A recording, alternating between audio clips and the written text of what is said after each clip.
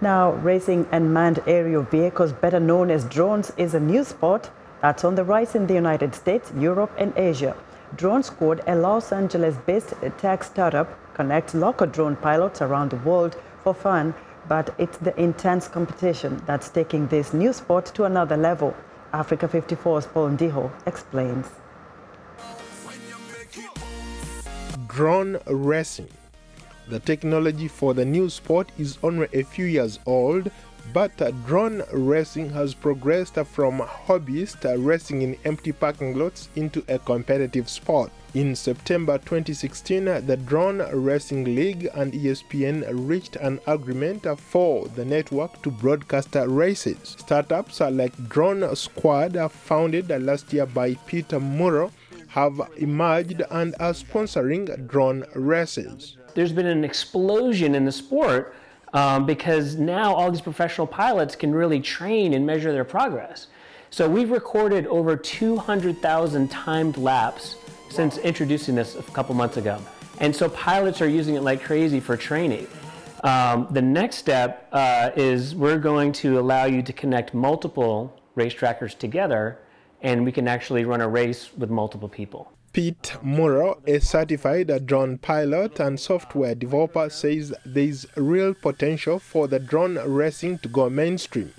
So drone squads, the first problem that we solved was to help people sort of discover places to go so they could fly for fun. What you do is you turn this on and you pair it to the Drone Squad app.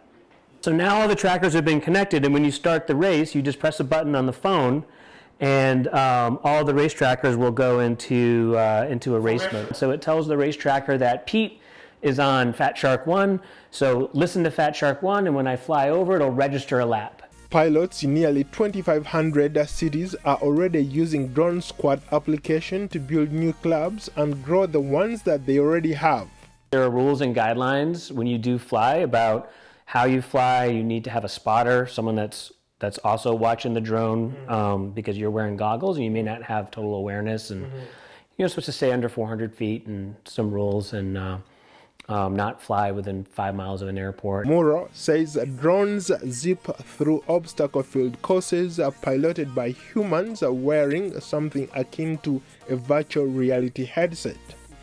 Tiny cameras are mounted on drones to offer the pilot a cockpit-like view as they steer using joysticks, similar to what you'd find on an Xbox controller.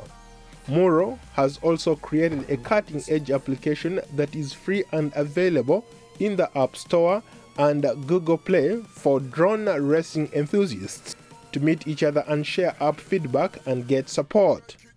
As for me, a wannabe drone pilot, I still have some work to do.